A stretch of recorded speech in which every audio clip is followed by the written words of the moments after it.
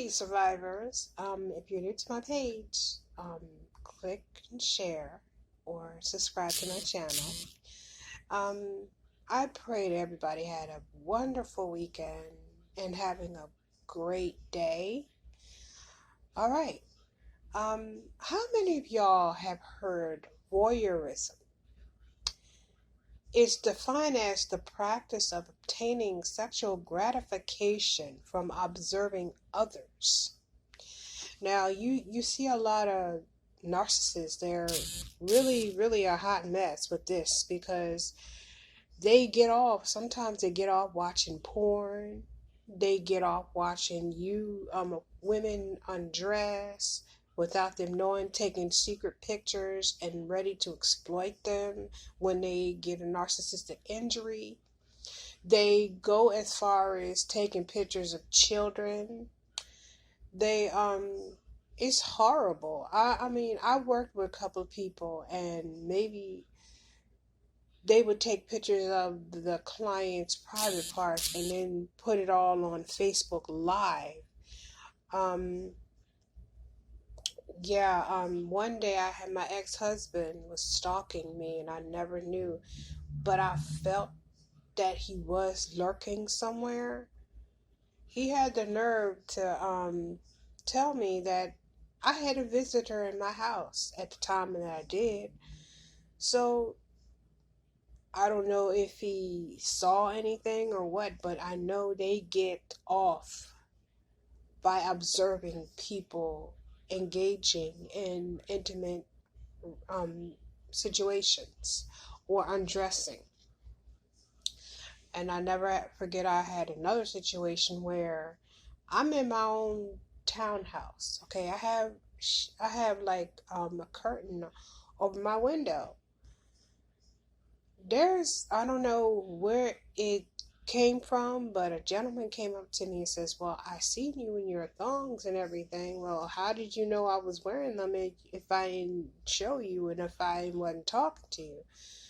See, he was getting gratified and didn't even know me from a can of paint. And come to find out, that townhouse I was living in, I moved out just in time because somebody else got that townhouse, and somebody was found murdered in that same townhouse I was in. So I said, you know what, God, you're always keeping me. Well, I'm just here to say voyeurism is a crime, if you must know. If anybody has ever, been a peeping Tom in your life and they saw you in the acts of with your partner and they were actually getting off or recording it, that's a crime. You can take them to court for that. If they had pictures of your children in any form of matter, that's a crime. You can take them to court for that.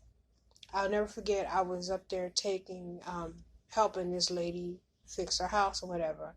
But I had things on my end to go to, and I had to tell her, I said, "Look, lady, I've been helping you, and it seemed like when I clean up one spot, y'all go ahead and just redo it again."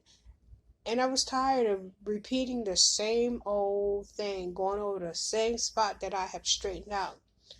So do you know, this lady was so hateful. She took a picture of her son's private parts and texted me to it. I'm like, oh my God. I had to cut connections with this lady off. I'm like, this don't make no sense. She was from Jamaica, so yeah. So this is just, it's just out of control. People are really crazy out here like that. So be mindful. Be mindful of what you do. Like my ex, he would no, the ex-narc that I know, that I've dealt with, I don't know why, but he would just like watch me get dressed, or it was creepy. And he was wondering why I go to the bathroom and close the door behind me because I just didn't feel right with him. And yeah, of course, I'm not married to him. So, yeah. So, it was just, I just didn't feel right around him at a certain time in my life. So yeah, they will try to sneak take pictures of you and then exploit it, and oh my God. Like, oh my gosh. And this is another thing. Be careful when you're dealing with guys that you're in a relationship with. If they stay in the bathroom for a long time, 9 out of 10 they're taking pictures of their private parts and sending it to another woman, and then another woman sending her camel toe to him. Yeah, I caught that myself.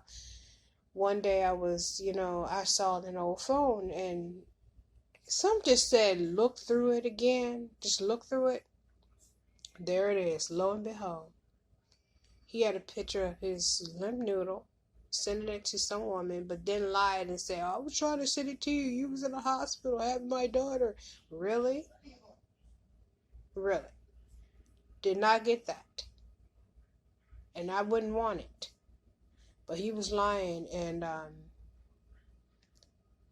then he tried to erase it when I tried to show him proof.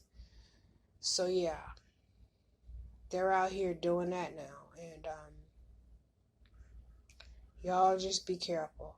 And the holidays are coming up, and yeah, though they're gonna come pop up out of nowhere. But if you just give them an anointed no, you'll be okay. You be staying strong. You got to stand strong in this. You have to fight the good fight of faith on this one. It's not worth it.